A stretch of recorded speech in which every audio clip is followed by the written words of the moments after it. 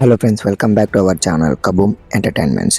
ఈరోజు మనం రివ్యూ చేయబోయే మూవీ బీస్ట్ ఆఫ్ వార్ 2025 అయితే రిలీజ్ అయింది. ఇది నార్మల్ వార్ మూవీ కాదు, అలాగే కంప్లీట్ స్టార్క్ మూవీ కూడా కాదు. వరల్డ్ వార్ 2 బ్యాక్డ్రాప్లో తీయబడిన సర్వైవల్ థ్రిల్లర్ మరియు హర్రర్ ఎలిమెంట్స్ కలిపి క్రియేట్ చేసిన ఇంట్రెస్టింగ్ మూవీ. మరి ఈ సినిమా వర్త్ వాచింగా లేదా స్కిప్ చేయాలా? Let's get start. స్టోరీ ఏంటంటే, మూవీ వరల్డ్ వార్ 2 టైంలో స్టార్ట్ అవుతుంది. కొన్ని ఆస్ట్రేలియన్ సోల్జర్స్ ఒక మిషన్లో ఉంటారు, కానీ అనుకోకుండా వాళ్ళ షిప్ డిస్ట్రాయ్ అవ్వడం వల్ల సముద్రం మధ్యలో చిక్కుకుపోతారు.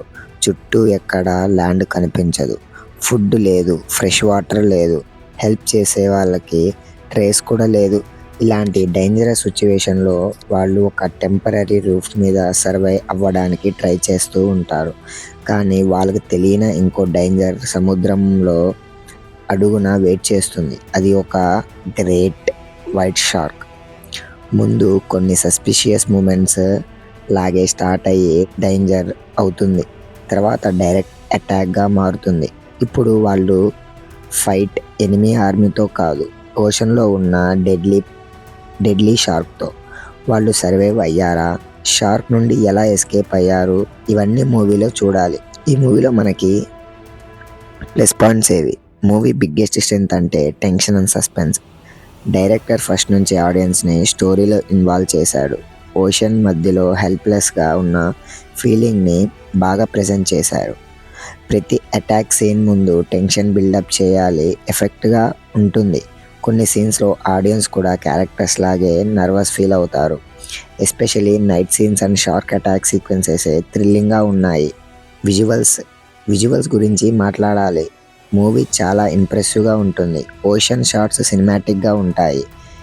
ఎండ్లెస్ సీ మధ్యలో సర్వైవల్ కోసం స్ట్రగుల్ చేస్తున్న సోల్జర్ని రియలిస్టిక్గా చూపించారు. Drone shots, wide angle scenes movie స్కేల్ని పెంచాయి. స్క్రీన్ మీద నేచురల్గా లుక్ కనిపిస్తుంది.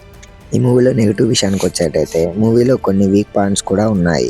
క్యారెక్టర్ డెవలప్ కొంచెం లిమిట్గా ఉంటుంది. కొన్ని క్యారెక్టర్స్ గురించి మనకి ఎక్కువ ఇన్ఫర్మేషన్ ఉండదు. కొన్ని సీన్స్ చాలా ప్రెడిక్టబుల్గా అనిపిస్తాయి. అలాగే టైటిల్ చూసి కంప్లీట్ వార్ మూవీ అనుకుంటే డిసప్పాయింట్ అవ్వచ్చు, ఎందుకంటే మూవీ ఫోర్స్ ఎక్కువ షార్క్ సర్వైవల్ మీదే ఉంటుంది.